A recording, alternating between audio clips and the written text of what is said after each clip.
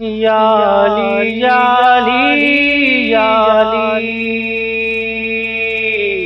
اس ماہ ذی سے شروع ہوا تھا کیونکہ کل شب عاشور رہے گی اور اس لیے صرف مسائل بھی ہو پائے گا۔ بہرحال جو وقت معین ہے اسی محدودہ وقت کے اندر موضوع اتنا وسیع ہے کہ 1400 سال سے چل رہا ہے یہ موضوع، تو اس کو ایک اشرے کیا 1400 اشرے لگے تب بھی کم ہے، اور سمیٹ پانا اور بیان کر پانا ناممکن ہے۔ بہرحال جو میں ان کے یہاں سے سیکھ کر کے آیا ہوں آپ کے سامنے عرض کر دوں گا۔ صلوات اور محمد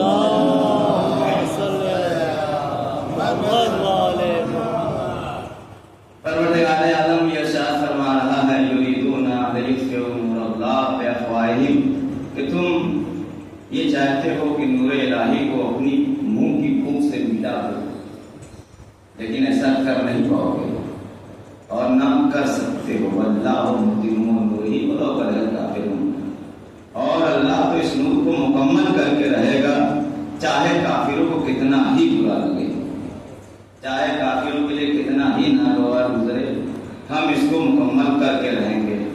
تو دوران مجالس عرض کیا گیا کہ اس نور کو شکل دین روز غدیر اللہ نے کامل کیا، اور اس نور کو مکمل اللہ نے کیا 15 شعبان المعظم بوقت سحر، جب ہمارے اور آپ کے آخری امام اس عالم امکان کی جان، زہرا کی جان، منتقم خون حسین حضرت حجت ابن حسن علیہ السلام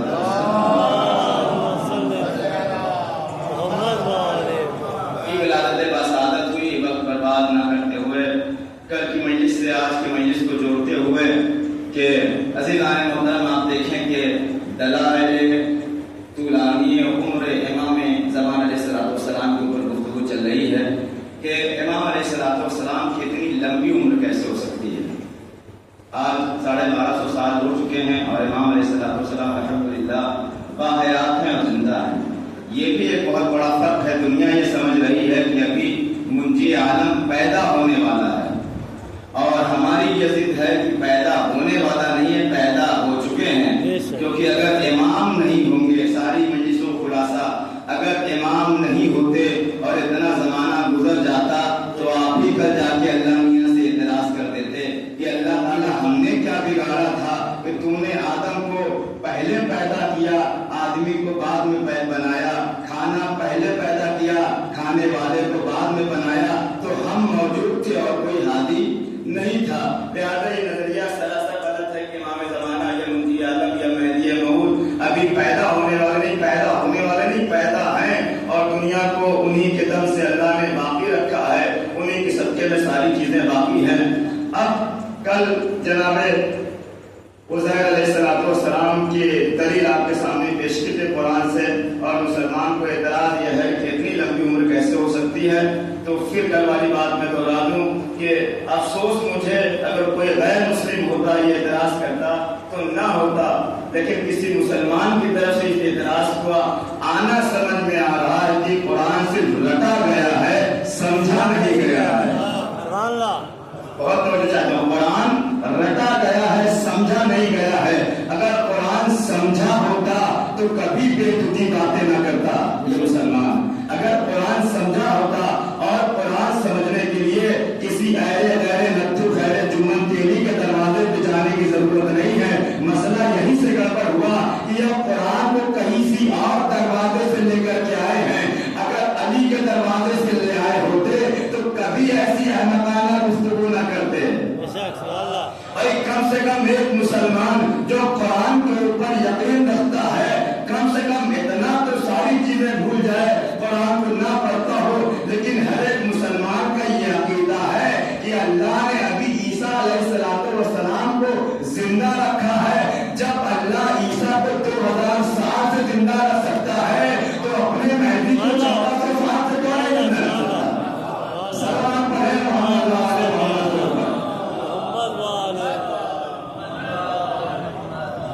عزیر کا واقعہ، یونس کا واقعہ، الیاس کا واقعہ، خضر کا واقعہ علیہ السلام، ان کا واقعہ چھوڑ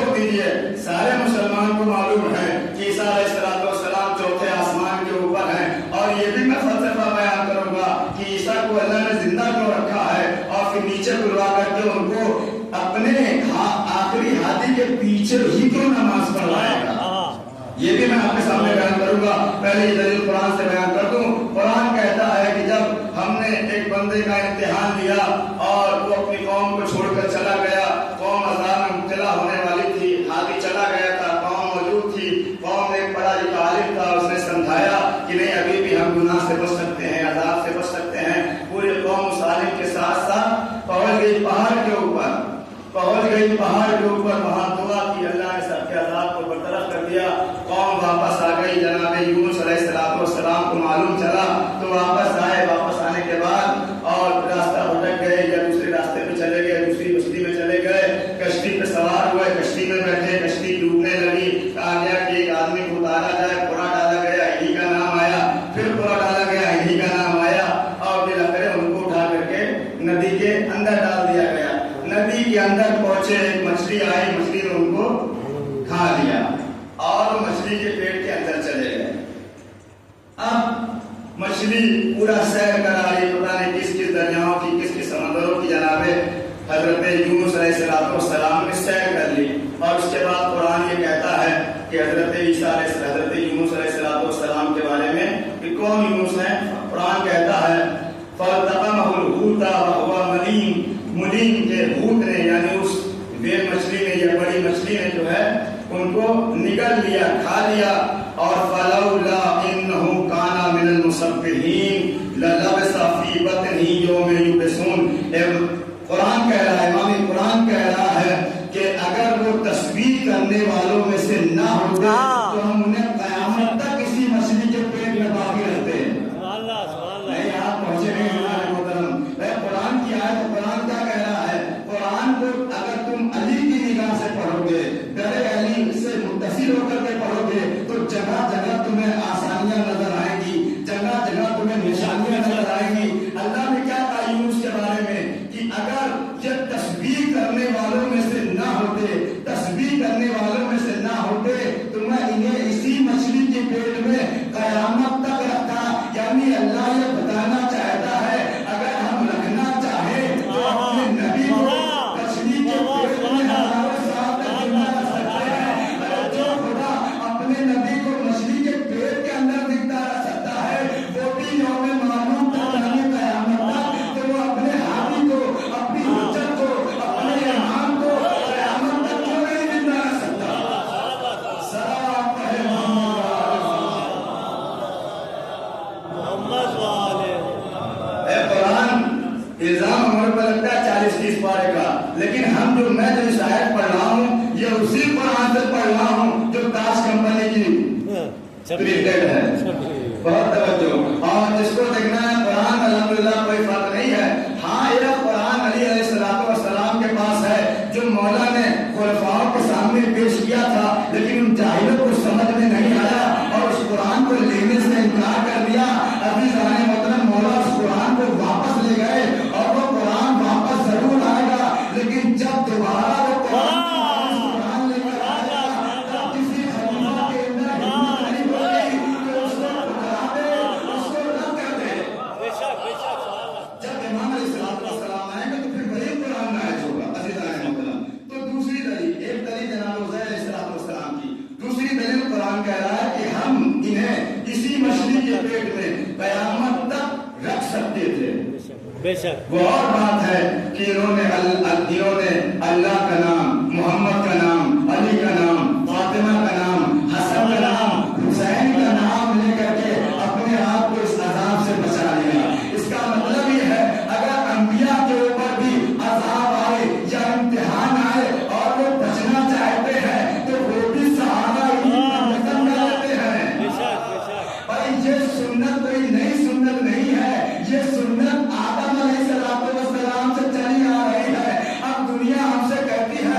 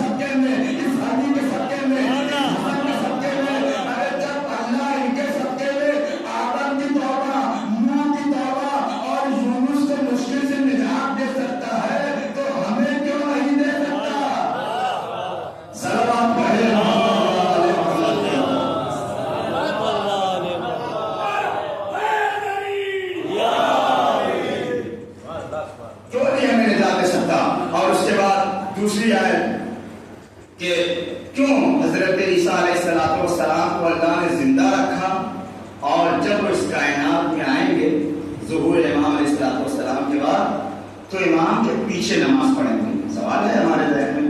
اور عیسیٰ علیہ السلام کو چھوٹے موٹے نبی ہیں نہیں, اولو العزم پیغمبر ہیں.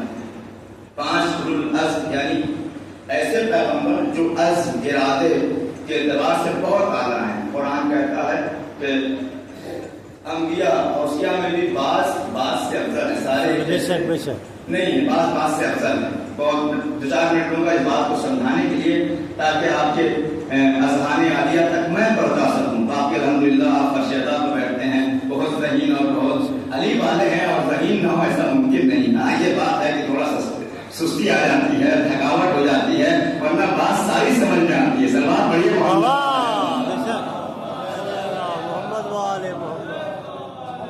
کوئی ضروری نہیں ہے کہ ہر بات سمجھنے کے بعد گردن ہلایا ہی جائے. عزیزان محترم, تو عیسیٰ علیہ السلام کو اللہ تعالیٰ نے کیوں زندہ رکھا ہے؟ ایک سوال.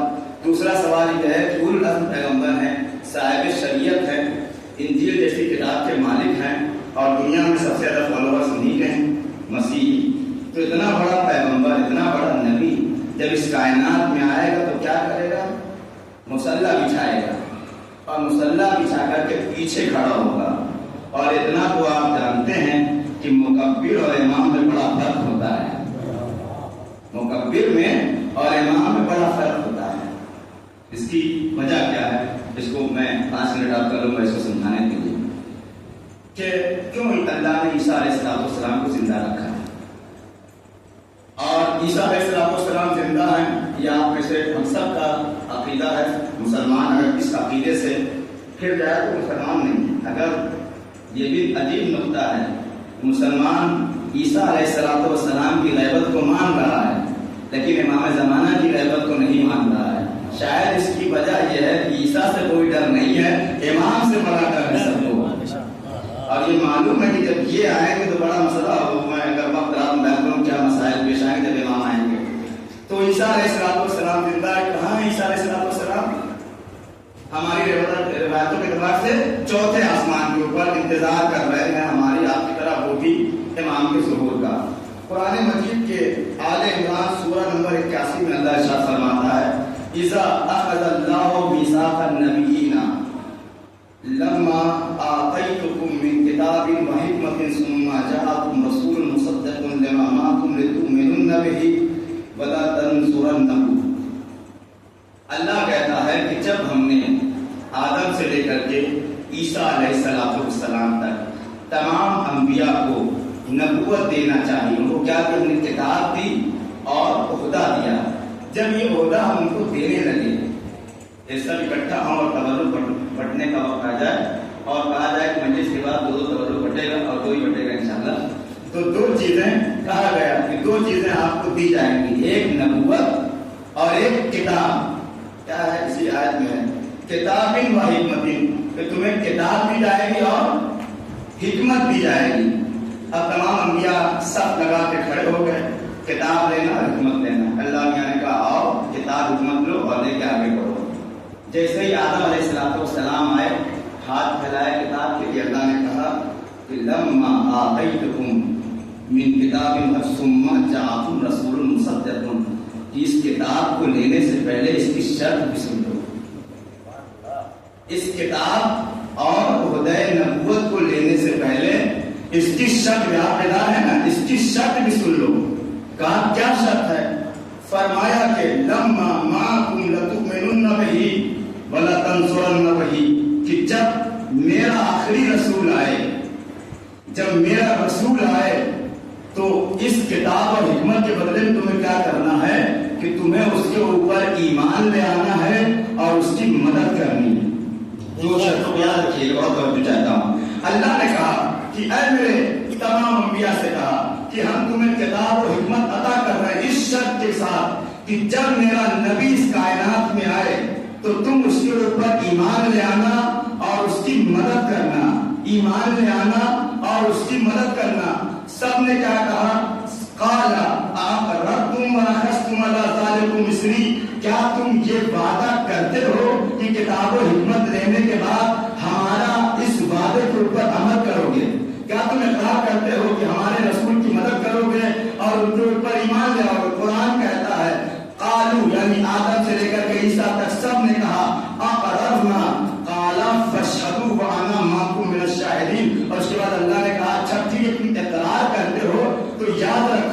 تم بھی اس بات کے گواہ ہو اور میں بھی اس بات کا گواہ ہوں. تم بھی اس بات کے گواہ ہو اور میں بھی اس بات کا گواہ ہوں. اور اس کے بعد اللہ نے اس سے خطرناک آیت پیش کر دی. فرمایا فمن تولا بعد ذالک فاولئک هم الفاسقون. اور یاد رکھو تم نے کتاب و حکمت لے لی اور یہ وعدہ کر لیا دنیا میں جا کر کے اگر تم اس سے پھر گئے, اس سے پلٹ گئے تو یاد رکھو تم فاسقوں میں سے ہو جاؤ گے. اور توجہ میری محنت آیا نہ ہو پائے, تم فاسقوں میں سے ہو جاؤ گے. آدم علیہ السلام سے لے کر کے عیسیٰ علیہ السلام تک سارے انبیاء کو نبوت ملی, کتاب ملی. کس شرط پہ؟ ایک چیز کیا کریں گے آپ؟ ایمان لے آئیں گے. دوسرا مدد کریں گے. ایک ایمان لے آئیں گے, دوسرا ہمارے رسول کی مدد کریں گے.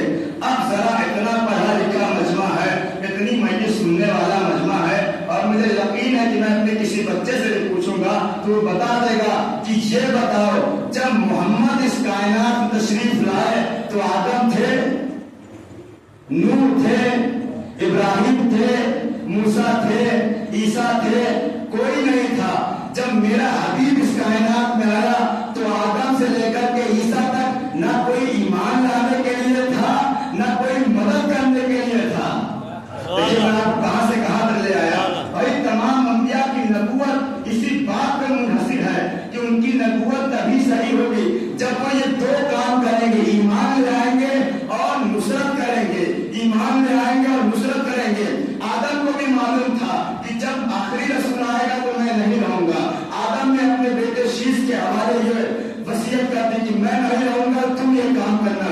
شاید جب دنیا سے جانے لگے تو اس نے نوح کے حوالے یہ بات کر دیا. نوح دنیا سے گئے, موسیٰ کے حوالے کیا, موسیٰ نے ابراہیم کے حوالے کیا, ابراہیم نے اسماعیل کے حوالے کیا, اسماعیل نے اسحاق کے حوالے کیا, اسحاق نے یعقوب کے حوالے کیا, یعقوب نے یوسف کے حوالے کیا. کیا کہتے جا رہے ہیں؟ سب ایک کے بعد یہ وصیت کرتے جا رہے ہیں کہ دیکھو ہماری نبوت کا دار و مدار تمہارے اوپر ٹھکا ہے. اگر آخری نبی سے ملاقات ہو جائے تو اس پہ ایمان بھی لے آنا, اس کی مدد بھی کرنا. بھائی جب سب نبی چلے گئے تو عیسیٰ تک یہ بات آ گئی. اب عیسیٰ علیہ السلام کی ذمہ داری تھی کہ جیسے ہی محمد مصطفیٰ اس کائنات میں آئے ان کے اوپر ایمان بھی لے کر کے آئے اور ان کی مدد بھی کرے. لیکن پوری تاریخ اسلام گواہ ہے نبی پر پتھر چلتے رہے, کوڑا پھینکا جاتا رہا, ہر جنگ میں مسلمان بھاگ کھڑے ہوئے, لیکن ایک ناطے عیسیٰ آسمان سے اتر کر کے آئے ہو. پوری 23 سالہ زندگی سرکار دو عالم کی تبلیغ کی اور 40 سالہ زندگی اس سے پہلے کی.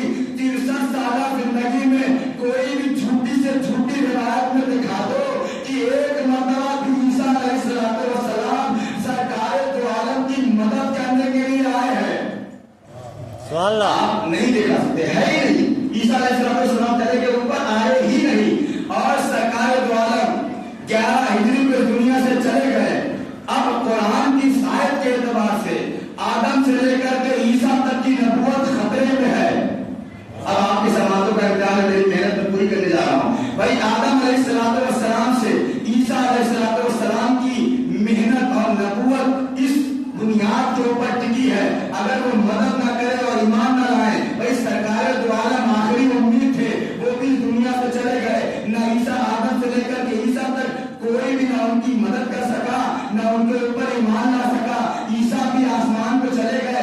اب کوئی تو ایسا ہونا چاہیے کہ جس کے اوپر عیسیٰ ایمان بھی لے آئے اور اس کی مدد بھی کرے.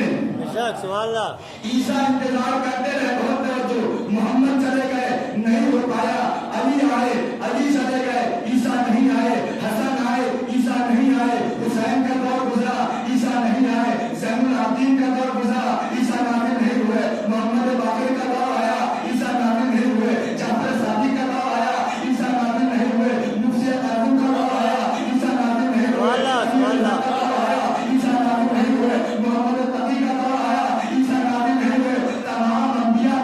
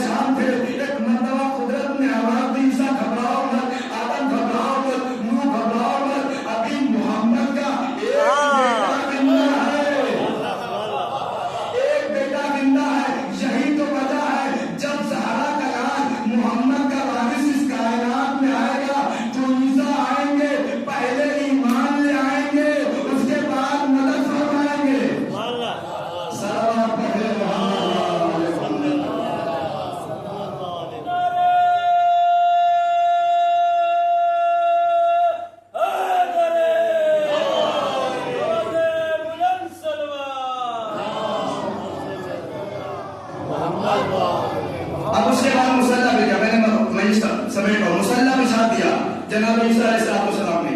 इमाम ने फरमाया सरकार आप मुसलमान में बड़े हैं, आप आगे बढ़ जाइए। कहा हरगिज नहीं, मैं आगे नहीं बढ़ सकता, आप ही नमाज पढ़ाएंगे।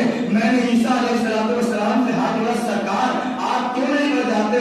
साहिब किताब आप हैं, साहिब शरीयत आप हैं, उल रज़्म पैगंबर आप हैं, अजीम नबियों में से हैं। कहा कि मैं कैसे आगे बढ़ जाऊं? भाई ये सिर्फ मेहदी नहीं है, ये वक्त का मोहम्मद है, और वक्त के मोहम्मद से आगे बढ़ना ये अंबिया की तौहीन भी है। अगर मैं इससे आगे बढ़ गया तो मेरी नबूवत खतरे में पड़ जाएगी, मेरी नबूवत खतरे में पड़ जाएगी। और अज़ीज़ान मतलब मुझे जुमला कहने दीजिए, मोहम्मद यानी इमाम के पीछे, आखिरी मोहम्मद के पीछे सिर्फ ईसा नमाज नहीं पढ़ रहे हैं, आदम नमाज पढ़ रहे हैं, मूसा नमाज पढ़ रहे हैं, ईसा नमाज पढ़ रहे हैं। अब दुनिया ये कहती है अली अफजल थे या आदम अफजल थे।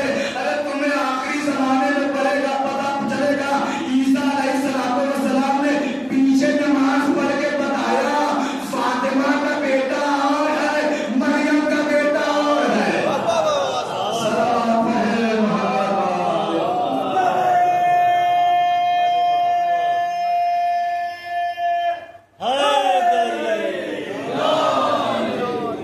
ईसा अलैहिस्सलाम का बेटा और है, फातिमा ईसा मरियम का बेटा और है। फातिमा के बेटे की बात अलग है, इसके अंदर जलाल मुहम्मदी है, इल्म अली है, कमाल हुसैन है और जज्बा सैयद सज्जाद। सारी बातें छोड़ते हुए उसके बाद इमाम अलैहिस्सलाम का इस कायनात में ज़ुहूर होगा। वक्त मेरे पास नहीं, ज़ुहूर इमाम फरमाएंगे। जब ज़ुहूर हो गया ईसा अलैहिस्सलाम नमाज पढ़ेंगे। एक वजह और भी है जनाब ईसा अलैहिस्सलाम की उनके पीछे नमाज पढ़ने की, कितनी बड़ी जमीयत उनको फॉलो कर रही मसीही। जब वो देखेंगे कि हमारा इमाम ही इनके पीछे नमाज पढ़ रहा है तो सारे मसीही अपने आप ही इमाम की बैयत में आ जाएंगे। इसीलिए अल्लाह ने उनको बाकी रखा है। अब इमाम अलैहिस्सलाम जब ज़ुहूर फरमाएंगे तो कहां से उनको निकलना चाहिए? चूली से आना चाहिए। चूली में शिया बहुत है, 24 घंटा मजलिस होती है अल्हम्दुलिल्लाह। तो इमाम अलैहिस्सलाम को ज़ुहूर कहां से करना चाहिए? चूली से करना चाहिए। गुलाम की बात नहीं कर रहा, चूली से करना चाहिए। चूली मरकज करबला जहां भी आप हैं, चूली से इमाम को ज़ुहूर करना चाहिए। इमाम चूली से ज़ुहूर नहीं करेंगे, ईरान से ज़ुहूर करना चाहिए। खामनई साहब जैसे वहां रहबर हैं, सारे शिया हैं, हरम है, सब कुछ है। आप ईरान में भी ज़ुहूर नहीं करेंगे, आपको लेबनान से ज़ुहूर करना चाहिए। हसन नसरुल्लाह जैसा पावरफुल आदमी वहां मौजूद है। कहा वहां से भी मैं ज़ुहूर नहीं करूंगा। मैंने कहा तो फिर आपको कूफा ज़ुहूर करना चाहिए, बाद में आपका दारुल खिलाफत बनने वाला है। कहा कूफा से ज़ुहूर नहीं करूंगा। मौला कहां से ज़ुहूर करेंगे? कहा जहां से इस्लाम शुरू हुआ था। आखिरी जुमला, आखिरी बात मैं कर रहा हूं, घबराइए, आखिरी बातें और सहमत तमाम। कहा जहां से इस्लाम शुरू हुआ था वहीं से दोबारा शुरू करूंगा। और अज़ीज़ान मतलब कहां से, मतलब क्या हुआ? यानी खाने काबा से इमाम ज़ुहूर फरमाएंगे। मैंने पूछा मौला खाने काबा से क्यों ज़ुहूर फरमाएंगे? कहा दुनिया को बताना ये चाहता हूं, खाने काबा से इसलिए ज़ुहूर कर रहा हूं ताकि दुनिया को बताना ये चाहता हूं मैं खाने काबा का मुतवल्ली नहीं, मालिक खाने काबा हूं।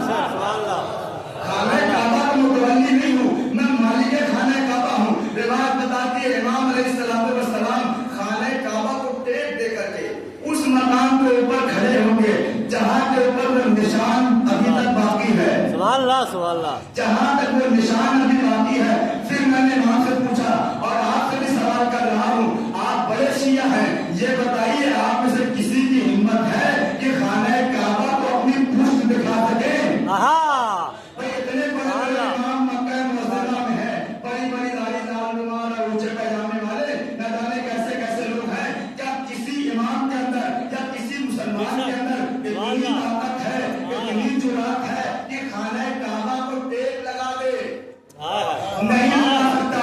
लेकिन जब इमाम आएंगे तो खाने काबा को टेक लगा करके उसी मकाम पे खड़े होंगे जहां से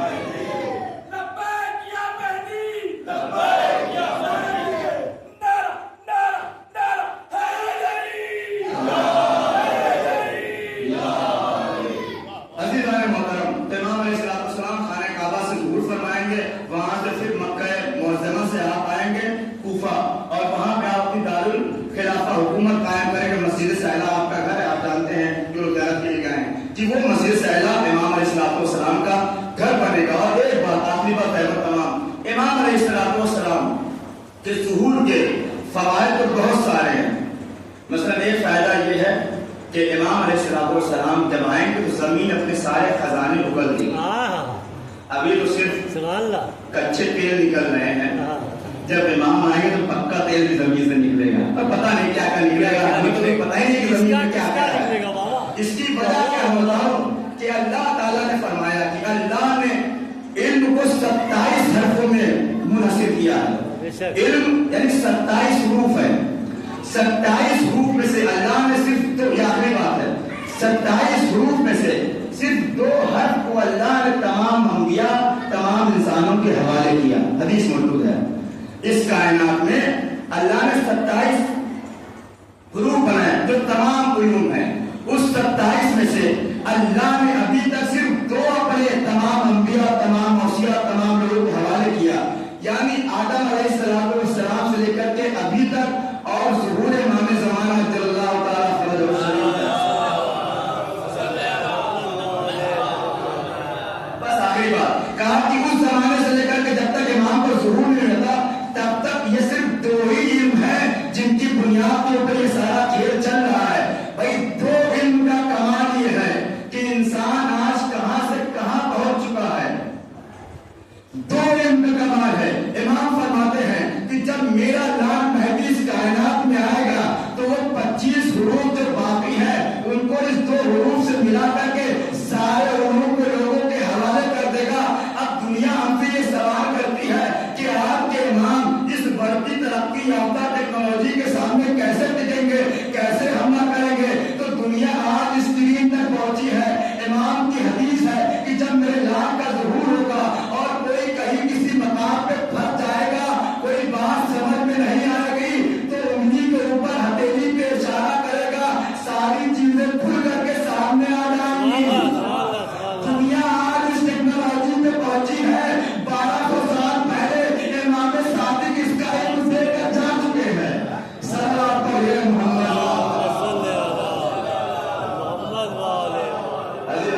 دنیا اس مقام تک پہنچی نہیں. امام علیہ السلام جس دن اس کائنات میں آئیں گے تب دیکھیے گا کائنات کا عالم کیا ہے.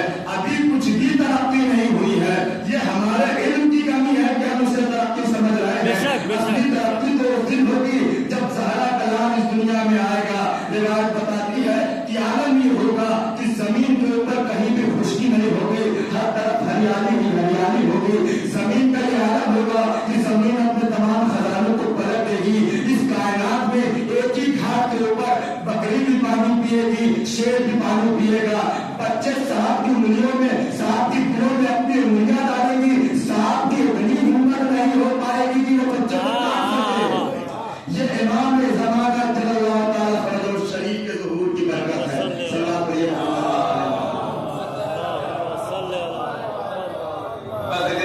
وقت میرا تمام ہو گیا. نہیں تو میں اور بھی باتیں عرض کرتا کہ امام علیہ السلام جو ظہور فرمائیں گے تو کیا کیا ہوگا. ہم نے بس یہی ہم سمجھتے ہیں کہ وہ آئیں گے انتقام دیں گے. بس ان کا یہی کام رہے گا، تلوار اٹھائیں گے اور موری یاد تک کاٹتے پیٹتے سب ختم. اس کے علاوہ کچھ نہیں ہے. یہ تو ایک ضمنی کام ہے. یہ صرف مولا کے کاموں میں سے ایک کام ہے. اصل کام بہت آگے ہے اور اس مقام تک ہم اور آپ پہنچے نہیں. وقت تمام ہو گیا. امام علیہ السلام کے پاس ایک پرچم ہوگا. اس پرچم کے اوپر لکھا ہوگا البیعۃ للہ. یہ بیعت صرف اور صرف اللہ کے لیے.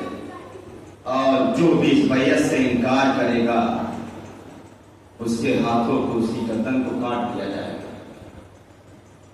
اور مولا عجب نہیں آواز دیں، تم نے اسی پرچم کو گرایا تھا کربلا کے میدان میں.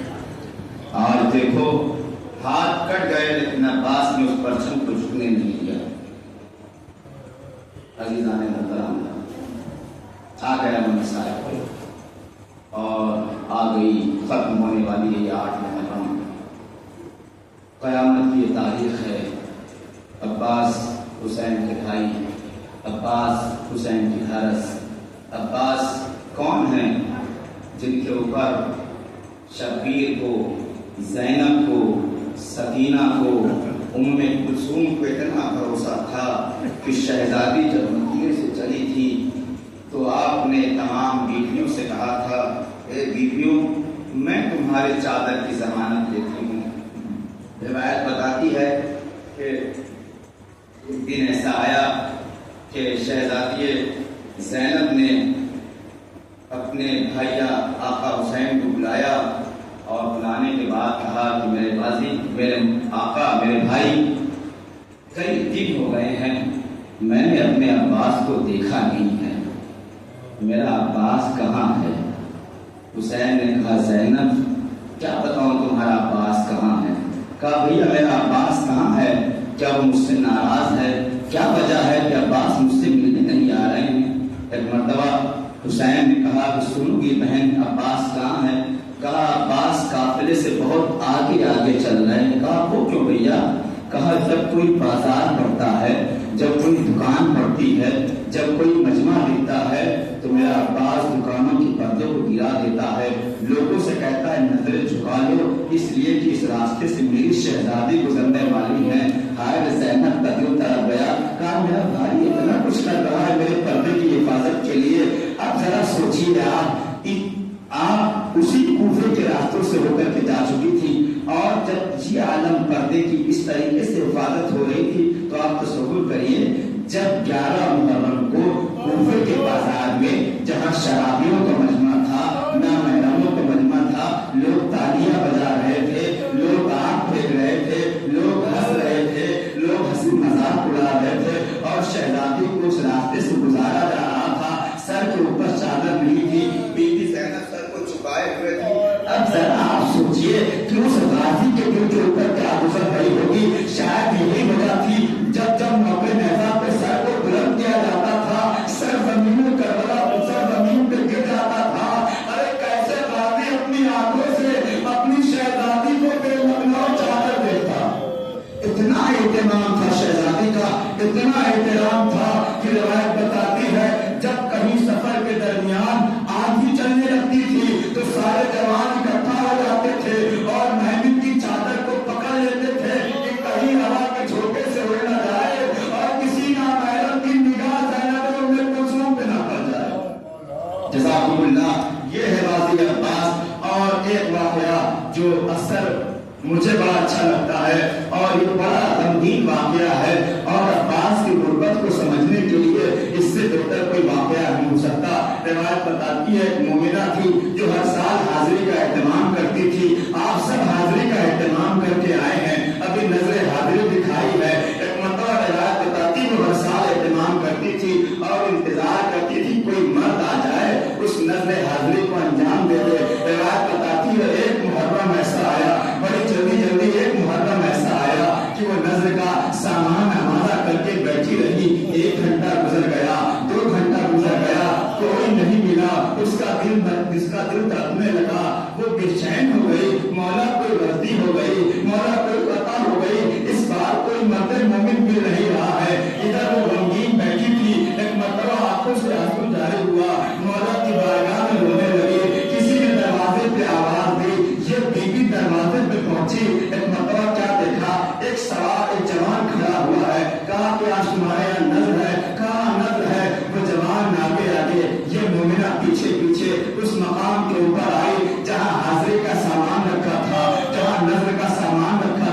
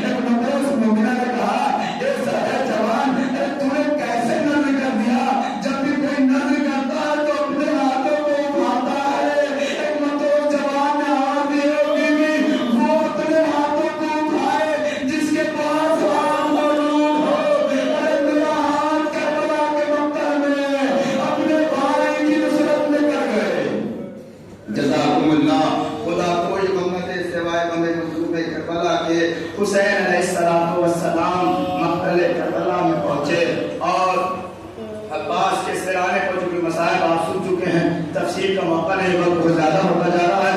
बस ये आखिरी बात फर्द हुसैन की बेकसी और सैयद इमाम मौला अब्बास अलैहिस्सलाम का गिरिया रिवायत बताती है, दोनों हाथों को संभाले हुए कटे हुए हाथ, खुदा किसी भाई को ये दिन न दिखाए कि अपने भाई के कटे हुए हाथ को अपनी आगोश में लेकर के अपने भाई की मैयत पे पहुंचे, दोनों हाथों को चूमते हुए, हाय ये वही हाथ थे जिसकी बिना पे ज़ैनब की चादर सलामत थी, ये वही हाथ थे जिसकी बिना पे सकीना के रुखसार महफूज थे, ये वही हाथ है जिसकी बिना पर मेरी माँ का नाम इस मजमरा प्यार में नहीं दिया जा रहा था। अब्बास के सिरहाने पहुंचे, वो जामुन होकर बैठ गए, अब्बास के सर को अपने जामुन पे रखा, एक मतलब मौला की नश्र आँख खुली, महसूस किया कि किसी के जामुन के ऊपर सर है, एक मतलब आका हुसैन आप है, ये कहकर सर को हटाने लगे, कहा अब्बास सर को मत हटाओ मेरे भाई, ये मेरे शेर अपने सर को इसी तरह से कहा, आका ये मेरी गैरत गवारा नहीं करती कि गुलाम का सर आपके जामुन के ऊपर।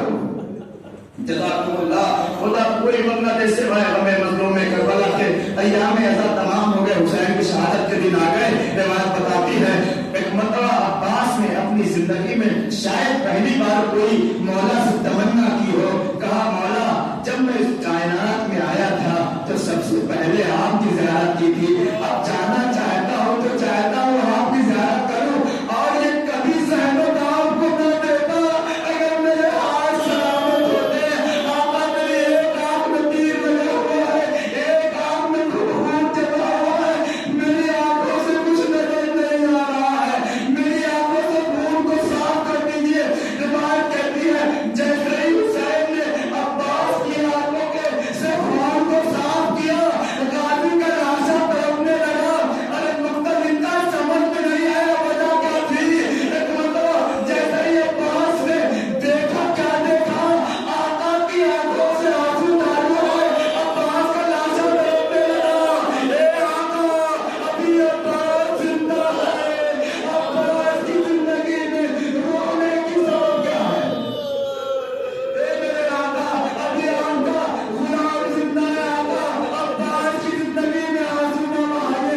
रिवायत कहती है एक मरतबा हुसैन ने आंसू पोंछे, अब्बास ने अपने भाई की ज़ियारत की और मां का फज़ल से बर्दाश्त करना चाहती थी। हुसैन ने कहा अब्बास जाने से पहले मेरी एक तमन्ना को पूरी कर दो, अब्बास मेरी एक ख्वाहिश को पूरी कर दो। कहा आका क्या ख्वाहिश है? आप अब्बास का हौसला देखिए, हाथ करते हुए पूछ रहे आका आज भी ख्वाहिश क्या है? कहा कि ए मेरे भाई बस इतनी ख्वाहिश है, जिंदगी भर तुम मेरे भाई थे लेकिन कभी तुमने भाई नहीं कहा, आज इस दुनिया से जा रहे हो, बस आखिरी बार भाई कह दो। अब्बास ने कहा ए मौला मैंने अपनी माँ से वादा किया था कि मर जाऊंगा लेकिन आपको अपने बराबर नहीं समझूंगा। ए मौला मैं कैसे आपको भाई कह दूं? ऐसे तो और क़यामत हो गई। अरे मुझसे आवाज आई, ए अब्बास क्या तुझसे उम्र तमीम का बेटा है? अरे मैं तेरी माँ फातिमा कह रही हूँ, मेरे हुसैन की ख्वाहिश को पूरा कर दे। लगे अब्बास लफ्ज़ भाई निकला, हुसैन ने गले से लगा लिया। ए मेरे शेर अब्बास अलान का सराज़ारी, ए मेरे भैया तेरे मरने ने मेरी कमर तोड़ दी, ये बाती जो आखिर चैन से सोती थी। अला लानतुल्लाह अलल कौम ज़ालिमीन।